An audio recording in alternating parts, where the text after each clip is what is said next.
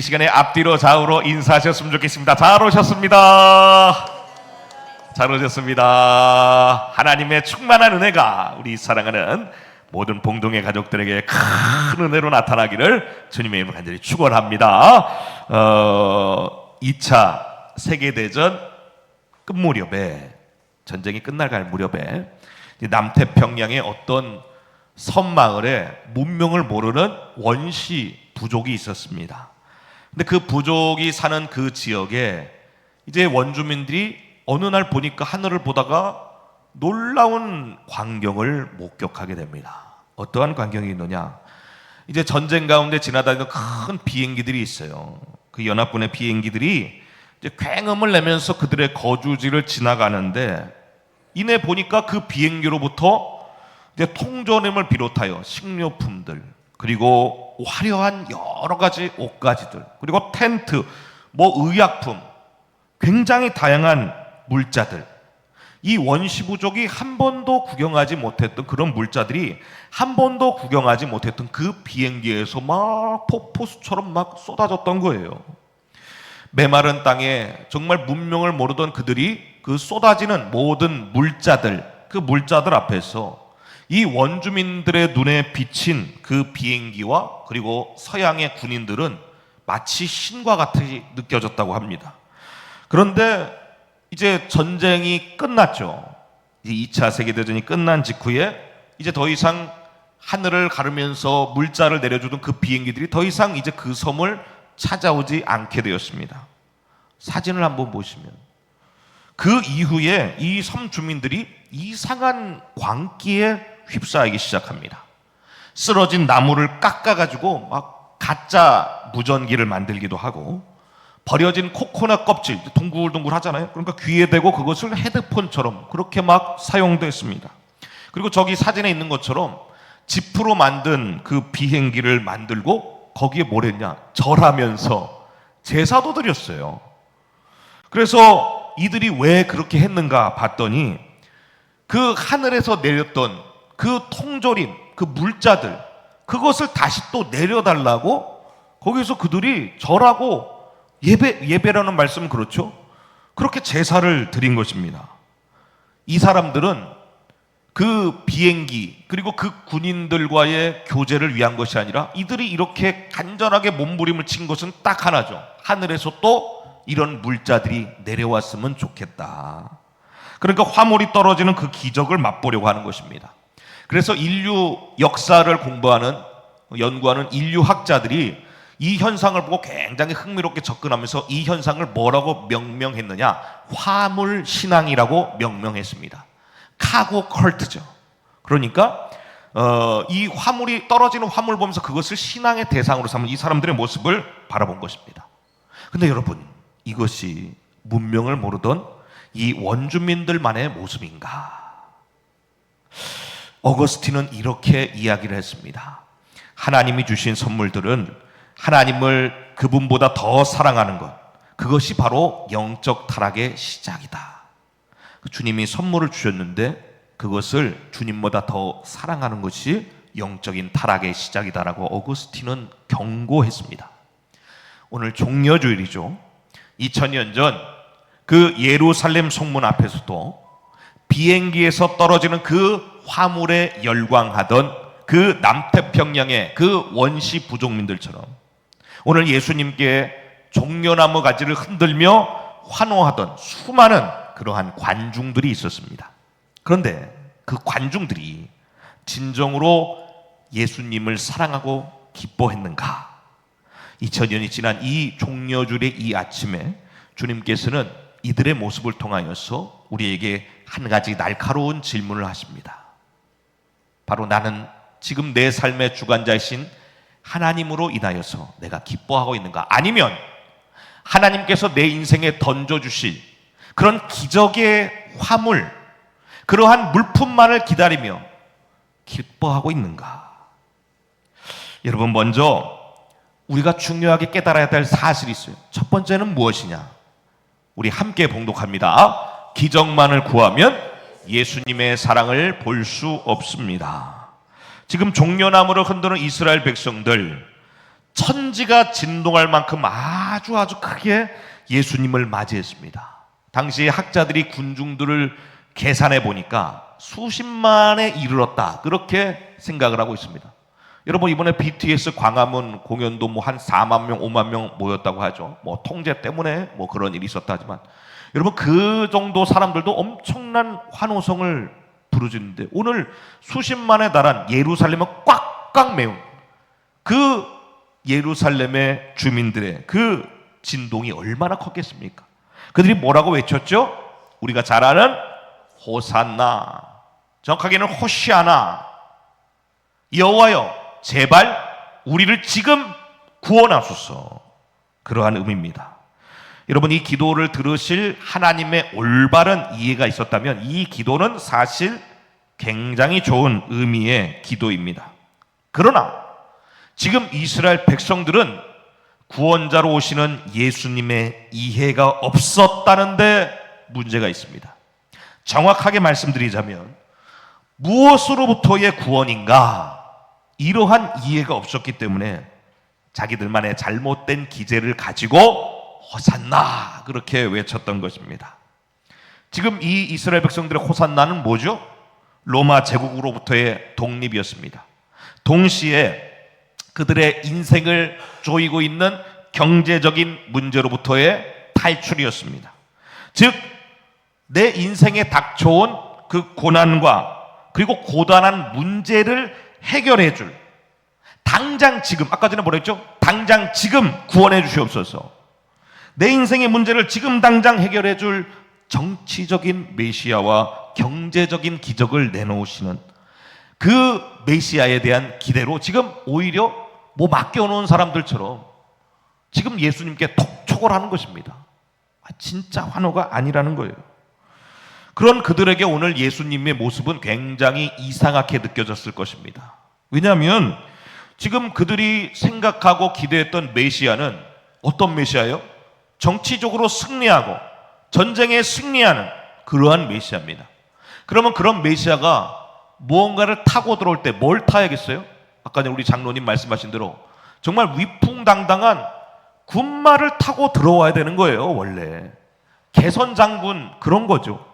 그런데 오늘 그 정복자의 모습이 아니라 지금 예수님께서는 스가랴서 9장의 말씀처럼 그 하나님의 예언을 성취하시면서 가장 볼품없고 가장 능력 없는 나귀 새끼를 타고 오셨습니다. 스가랴서 9장의 말씀 우리 함께 봉독합니다. 시온에 따라 크게 기뻐할지어다, 예루살렘에 따라 즐거이 부를지어다. 보라, 내 왕이 내게 임하시나니 그는 공의로우시며 구원을 베푸시며 겸손하여서 나귀를 타시나니 나귀의 작은 것 곧 나귀 새끼니라. 아멘.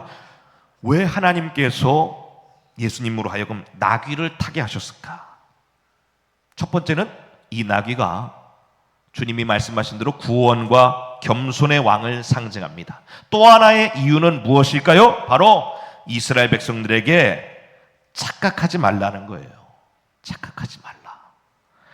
여러분, 그림을 보시면 호산나 호산나 외치고 있어요. 근데 그들의 마음 가운데는 무슨 생각을 하고 있어요? 내 인생의 문제 해결, 내 인생의 병 고침, 내 가족의 번영, 물질의 축복, 가난 탈출, 자유, 자기만의 생각을 가지고 내 인생 가운데 문제로부터 구원해 주실 주님을 바라면서 지금 주님 앞에 호산나 호산나 외치고 있는 것입니다. 그런데 주님이 주실 구원은 다르다는 거예요. 그래서 일부러 나귀를 타게 하신 거예요. 주님이 이루어 주실 구원은 무엇입니까? 우리 모든 인간 역사의 가장 근원적인 문제, 바로 영혼 구원의 문제를 해결해 주실 분이신데, 지금 이 백성들은 작은 구원, 이것도 구원이긴 하죠, 내 인생의 결핍과 문제 해결만을 위한 그러한 예수님을 생각한 것입니다. 물론 이스라엘 백성들이 왜 이렇게 오해한지는 저도 알 것 같아요. 왜냐하면 지금 이스라엘 백성들은 이미 몇천 년간 죄의 문제에 대한 경각심이 없었습니다. 다윗 왕국 이후에 계속해서 남북으로 갈라진 이후에도 선지자를 하나님께서 그렇게 많이 보내셨죠. 회개하라, 돌이켜라, 우상에서 벗어나라, 우상 숭배 다 치워버려라. 그러나 이스라엘 백성들 어땠습니까? 그 죄의 문제는 관심이 없었어요. 왜? 지금 그 죄의 문제로 인해서 내가 이 땅 가운데 겪는 손해가 별로 없거든요. 그러니까 이미 오래전부터 우상 숭배해왔고 자기의 문제는 세상의 방법으로 해결해 왔기 때문에 지금 당장 제일 급한 게 뭐냐?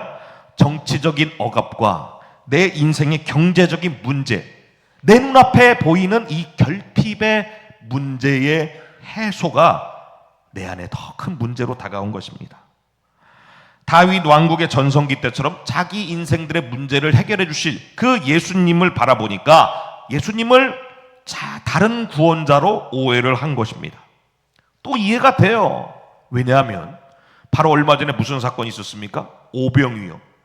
그 5천 명의 군중을 먹이시고 12광저리가 남았어요. 또 죽은 나사로도 살아났습니다. 그리고 예수님이 가시는 동네마다 무슨 일을 하셨어요? 치유 사역을 하셨어요. 당연히 그것을 본 이스라엘 백성들은 지금 내가 처한 문제 해결해 주실 분이다, 그렇게 생각을 한 것입니다.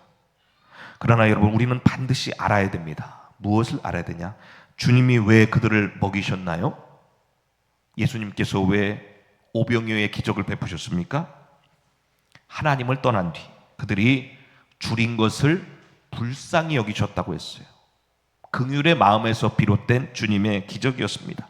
그들이 병으로 고통받고 죄로 인해 죽을 수밖에 없는 인생들을 주님께서는 마음을 찢으시며 아파하셨어요. 그래서 주님이 오시는 재림의 그때 이 모든 문제가 해결될 때 주님의 마음이 담긴 말씀이 있습니다. 요한계시록 21장 3절에서 4절 말씀, 여러분 이 말씀 마음 가운데 새기길 바랍니다. 함께 봉독합니다. 내가 들으니 보좌에서 큰 음성이 나서 이르되 보라, 하나님의 장막이 사람들과 함께 있음에 하나님이 그들과 함께 계시리니 그들은 하나님의 백성이 되고 하나님은 친히 그들과 함께 계셔서 모든 눈물을 그 눈에서 닦아주시니 다시는 사망이 없고 애통하는 것이나 곡하는 것이나 아픈 것이 다시 있지 아니하리니 처음 것들이 다 지나갔음이로라. 아멘. 이것이 성도를 구원하시는 예수님의 마음이요, 또 공생의 가운데 주님이 치유하시고 먹이시고 살리시고 그리고 주님께서 부어주신 그 가장 큰 이유입니다. 쉽게 표현하면 우리 불쌍해서요.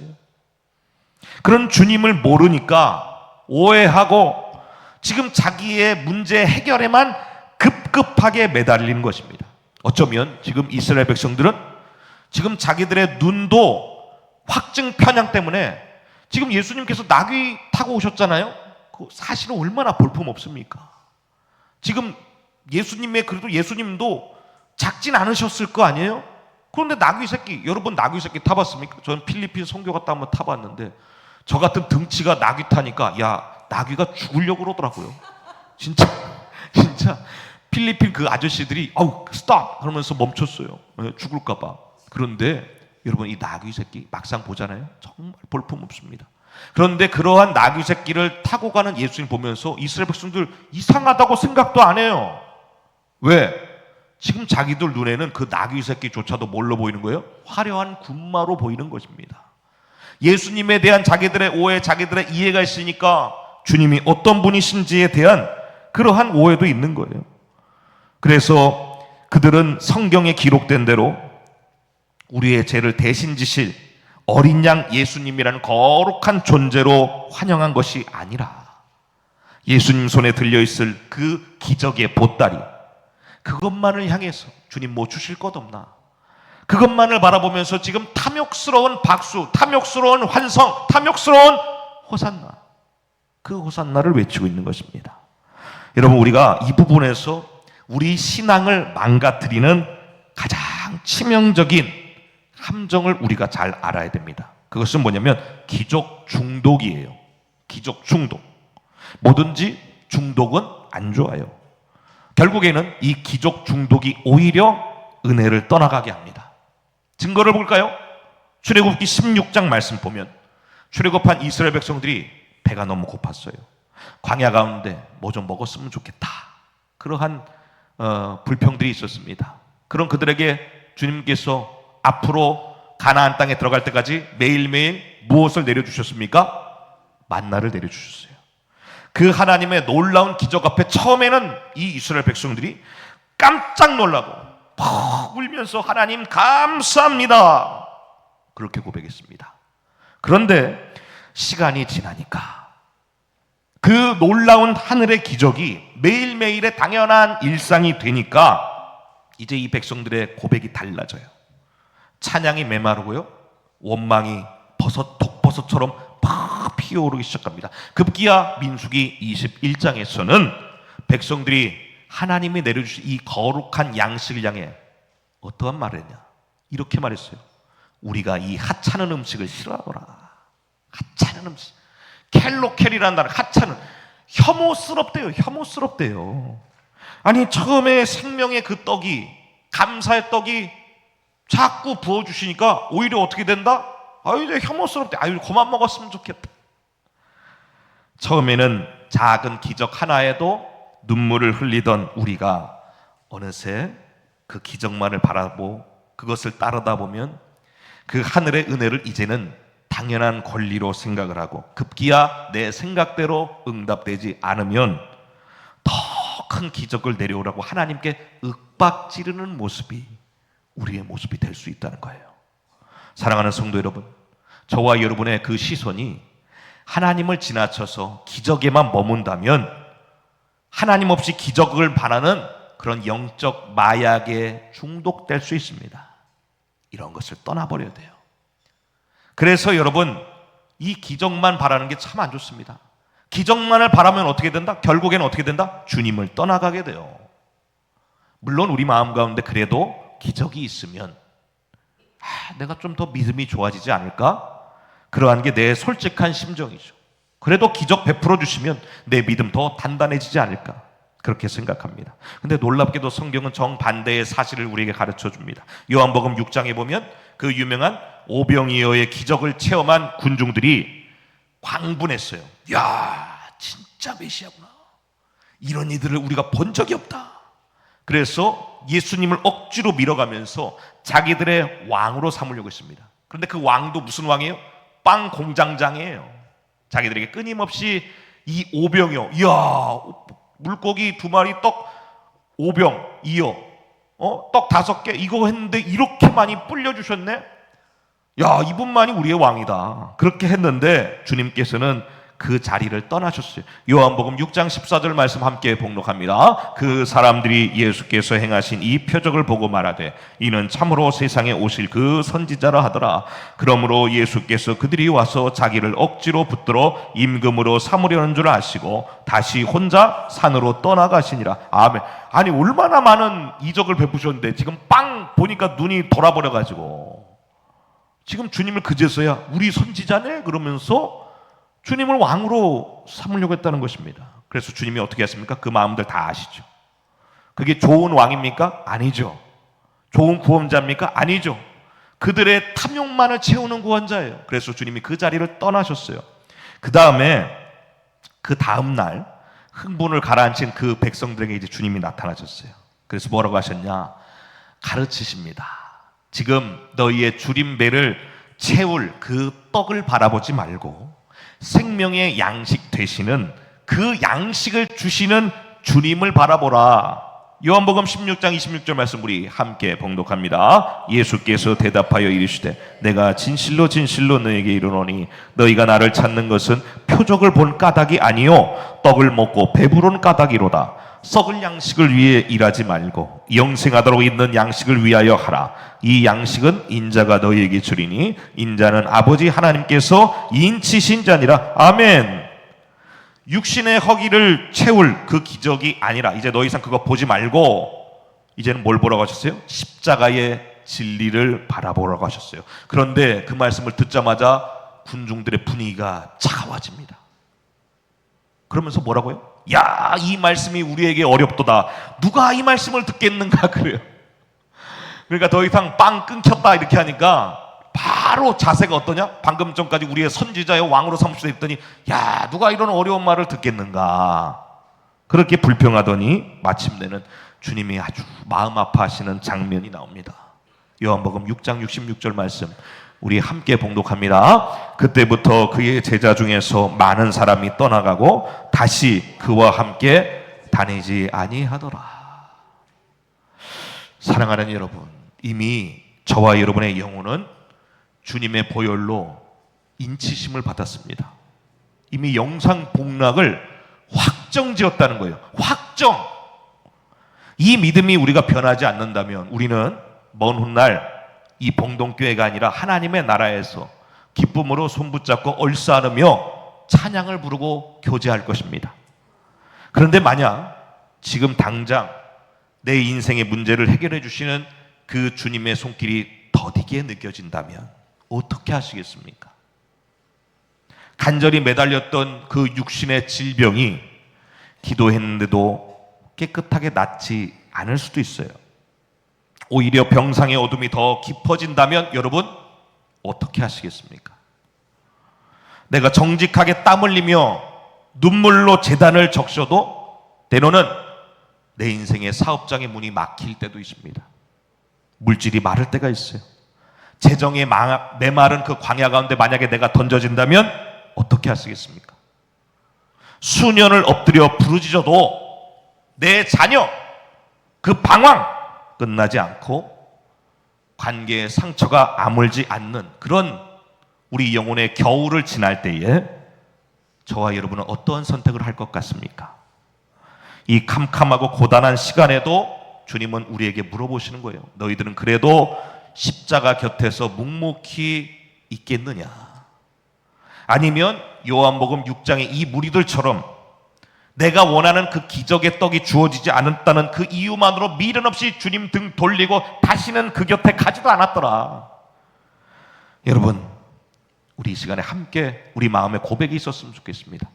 우리 함께 고백합니다. 사랑하는 성도 여러분, 기적이 지연되고 응답이 멈춘 것 같은 그 황량한 시간이야말로 내 신앙의 진짜 주인이 나의 욕망인지 살아계신 하나님인지가 여실히 드러나는 영적 진검승부의 자리입니다. 아멘.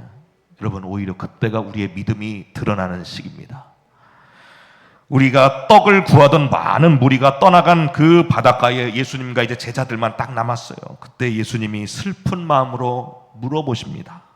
67절 말씀 우리 함께 봉독합니다. 예수께서 12 제자에게 이르시되 너희도 가려느냐? 여러분, 예수님의 그 쓸쓸한 마음이 느껴지세요? 그런데 이때 여러분, 그래도 베드로가 수제자라고 여러분 주님 기뻐하실 말을 합니다. 우리 함께 봉독합니다. 주여, 영생의 말씀이 주께 있사오니 우리가 누구에게로 가오리이까? 아멘. 베드로 괜히 주님께서 칭찬하신 게 아니에요. 베드로는 지금 내 인생의 팍팍한 문제를 해결해 줄 그런 기적의 떡을 바란 것이 아니라 내 영혼을 영원한 생명으로 이어주는 생명의 떡을 붙잡았다는 사실입니다. 썩어질 기적의 화물들이 아니라 변치 않는 주님을 선택한 거예요. 여러분, 이 위대한 베드로의 고백, 베드로가 위대한 게 아니라 베드로의 이 고백이 위대한 거예요. 이 고백이 저와 여러분의 고백이 되기를 주님의 이름으로 간절히 축원합니다. 당장 내 손에 주어지는 것이 없다 할지라도, 문제 해결의 손길이 한없이 더디게 느껴졌다 할지라도 결코 주님의 십자가 곁을 떠나지 않겠다고 다짐하는 저와 여러분 되시기를 주님의 이름으로 간절히 축원합니다. 마지막으로 여러분, 기적으로 기뻐하는 게 아니라 하나님으로 인해 기뻐합시다. 우리 함께 봉독합니다. 기적으로 기뻐하는 게 아니라 하나님으로 인해 기뻐합시다. 아멘. 여러분, 베드로가 주님의 말씀을 붙잡는 것이, 영생의 말씀 붙잡는 것, 베드로처럼 그 말씀 붙잡는 게 우리에게 무슨 유익이 있습니까? 메마른 우리의 영혼이 살아나게 되는 것입니다. 여러분, 우리가 아시다시피 죄는 하나님과 우리와의 관계를 단절하죠. 생명의 하나님을 떠났으니 당연히 죽어가는 것입니다. 사진 한번 볼 수 있을까요? 화려한 꽃병에, 여러분 얼마나 보기에는 화려합니까? 그러나 그 밑은 잘렸어요. 그 물이 영양분이 계속해서 공급되지 않는 한 저 아름다워 보이는 화병의 꽃들도 결국에는 죽게 될 것입니다. 그러나 우리가 우리의 인생 가운데 하나님의 말씀이 부어진다면, 우리 인생에 진짜 구원이 부어진다면 여러분, 서서히 시들어가는 우리의 영혼이 이제는 영원한 생명이 흐르는 그 십자가 영원한 생명에 우리의 영혼이 접붙임을 당하는 거예요. 그러면 주님을 모르던 인생들은 결국엔 아름답더라도 서서히 죽어가지만, 여러분의 우리의 인생은 처음에는 초라했다 할지라도 주님이라는 그 생명나무에 우리가 접붙임을 했을 때 우리의 영은 다시 살아나고 결국에는 열매도 맺는 것입니다. 이것이 요한복음 15장의 말씀이잖아요. 참 포도나무의 비유. 여러분, 무엇보다도 우리가 눈물로 기도하는 그 목적도 다르지 않습니다. 기도는 하나님께 내가 원하는 것을 뽑아내는 게 아니라 하나님을 더욱더 깊이 알고 친밀하게 다가가는 것입니다. 토마스 아킨피스가 뼈아픈 통찰을 남겼어요. 우리 함께 봉독합니다. 예수님의 기적을 바라는 사람은 많으나 기적의 주님이신 예수님을 사랑하는 사람은 적다. 그분의 떡을 먹고자 하는 자는 많으나 그분의 십자가를 기꺼이 지고자 하는 자는 참으로 적다. 여러분, 기적은 우리의 신앙의 시작일 뿐이에요. 그것이 우리의 목적지가 되어서는 안 된다는 것입니다. 우리 다시 한번 함께 저 말씀을 봉독합니다. 하나님을 사랑하는 사람은 기적을 통해 춤추며 기뻐하지만 하나님을 진정으로 아는 사람은 화려한 기적이 당장 주어지지 않아도 나를 원하신 하나님 한 분만으로 묵묵히 찬양할 수 있습니다. 그런 저와 여러분이 되시기를 주님의 이름으로 간절히 축원합니다. 말씀을 정리합니다. 하나님 한 분만으로 기뻐했던 사람이 있죠. 하박국입니다. 하박국이 뭐라고 했어요? 무화과 나뭇잎이 마르고 포도 열매가 없고 감람나무 마르고 외양간 텅 비었어도 뭐라고 했어요? 3장 18절 함께 봉독합니다. 나는 여호와로 말미암아 즐거워하며 나의 구원의 하나님으로 말미암아 기뻐하리로다. 아멘. 여러분, 내 안에 쥐어진 화물의 기적, 그것 때문에 내가 주님께 찬양을 부르는 조건부 찬양, 조건부 믿음이 아니라 하늘이 무너져도, 내 인생 무너져도 결국에는 내 손을 놓지 않으시는 하나님 한 분만으로 충분하다는 그러한 고백으로 나아가시기를 주님의 이름으로 간절히 축원합니다. 나중에 그 호산나 외치던 사람들은 결국에는 주님을 십자가에 못 박으려 했고 마지막까지 기적을 보여달라고 했어요. 내가 만약 하나님의 아들이거든 자기를 구원하고 십자가에서 내려오라. 그러나 주님은 그들의 욕망을 채우시지 않았습니다. 나중에는 그들이 원하는 기적이 일어나지 않으니까 주님 못 박으라고 했어요. 여러분, 이렇게 기적에만 마음을 두는 것은 결국에는 우리의 영혼이 망가지는 지름길이 될 수가 있습니다. 여러분, 이 비극을 반복하는 것이 아니라, 여러분, 이것은 어린아이와 같은 신앙이에요. 때로는 기적이 없어도 여러분, 이미 우리와 동행하시고 구원의 문제를 해결해 주신 하나님의 은혜의 품 안에 날마다 거하시는 저와 여러분이 되시기를 주님의 이름으로 간절히 축원합니다. 여러분, 마지막 이 멘트는 제가 밤새도록 고민하면서 마지막 예배 전까지 정말 고민한 문장이에요. 그러나 저는 은혜가 되더라고요. 우리 함께 봉독합니다. 기적을 사랑하면 하나님을 잃고 하나님을 사랑하면 모든 것을 얻는다. 할렐루야. 여러분, 이 평생에 정말 주님으로 말미암아 우리의 인생에 영원한 기쁨을 누리시는 저와 여러분 되시기를 주님의 이름으로 간절히 축원합니다. 이 시간 함께 찬양하시도록 하겠습니다.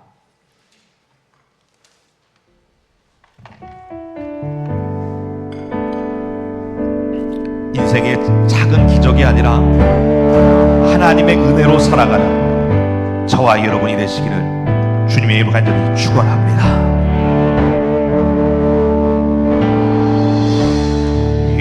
은혜 아니면 살아갈 수가 없네.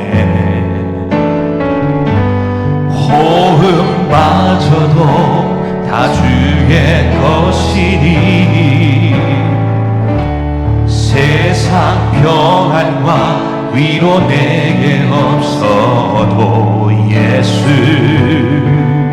오직 예수뿐이래. 다시 한번 고백합니다. 은혜 아니면 살아갈 수가 없네. 호흡마저도 다 주의 것이니 세상 평안과 위로 내게 없어도 예수, 오직 예수뿐이네.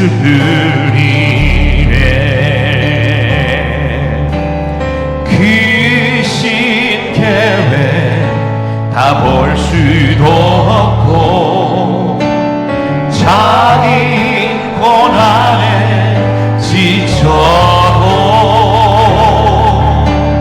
주께 묻기 나의 모든 삶 버티고 견디게 하시네.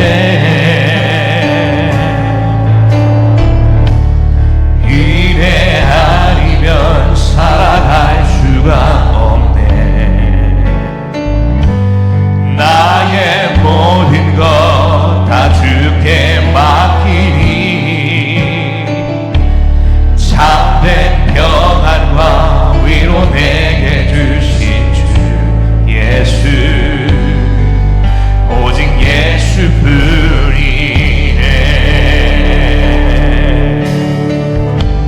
주님의 은혜만을 사모하길 소망합니다. 은혜 아니면 살아갈 수가 없네. 호흡마저도 다 주의 것이니 세상 평안과 위로 내게 없어도 예수 오직 예수뿐이네. 귀신 계획 다 볼 수도 없고 자기 고난에 지쳐도 주께 묻기 나의 모든 삶 버티고 견디게 하시네. 그 신계획 귀신 계획 다 볼 수도 없고 자기 고난에 지쳐도 주께 묻기 나의 모든 삶 버티고 견디게 하시네. 이래 아니면 살아갈 수가 없네. 나의 모든 것 다 주께 맡기니 참된 평안과 위로 내게 주신 주 예수 오직 예수뿐이. 이 시간 함께 기도합니다. 사랑하는 성도 여러분, 이 시간 내 손에 떨어질 화물만을 구하는 것이 아니라 십자가의 모두 그 마음을 내려놓고 하나님의 은혜와 사랑을 기억하며 구원의 하나님 한 번만으로 춤추며 기뻐하게 나라고 고백하는 저와 여러분이 되시길 바랍니다. 다같이 주인 한번 크게 부르시고 기도하시도록 하겠습니다. 주여 할렐루야. 고맙고 그러가시니 아버지 하나님 감사합니다. 오늘 이 생에 아버지 우리의 영생의 말씀을 붙드는 참된 제자의 결단을 허락하여 주시옵소서. 내 인생에 내 작은 욕망을 채워주는 기적의 보따리로 주님 앞에 허산나하는 것이 아니라 나의 영혼을 원하시고 나의 인생의 모든 것을 채워주신 생명의 주님 아버지 생명의 떡이신 한 분만 꼭 붙잡는 믿음의 백성들 되게 하여 주시옵소서. 우리 인생의 침묵 가운데서 하나님의 응답이 더디게 느껴진다 할지라도 우리가 그것에 낙심하는 것이 아니라 아버지 어떠한 상황에서 나와 동행하시고 내 손을 붙잡아 주시는 하나님으로 인해 춤추는 믿음의 백성들 되게 하여 주시옵소서. 당장의 기적이 없더라도 구원의 하나님 한 분만으로 기뻐하는 우리 사랑하는 모든 믿음의 권속들 되게 하여 주시옵소서. 사랑과 은혜가 풍성하신 아버지 하나님, 우리를 살리시려 십자가를 향하여 묵묵히 걸어가신 주님의 크신 사랑을 다시 한번 깨닫습니다. 그동안 우리는 십자가의 주님을 사랑하기보다는 내 삶의 팍팍함을 해결해 줄 그 기적만을 구하며 잘못된 호산나를 외쳤는지 않았는지 이 시간 주님의 십자가 앞에 회개합니다. 우리의 썩어질 양식을 위해 열광하던 그러한 군중의 모습에서 벗어나 이제는 영생의 말씀이신 주님만을 끝까지 붙드는 베드로와 같은 참된 제자 되게 하여 주시옵소서. 포도나무에 열매가 없고 외양간이 텅 빈 그러한 잿더미라 할지라도 나를 구원하신 주님으로 인하여 기뻐 춤추는 반석 같은 믿음을 허락하여 주시옵소서. 우리의 영원한 기쁨 되시는 예수님의 이름으로 간절히 기도드리옵나이다. 아멘.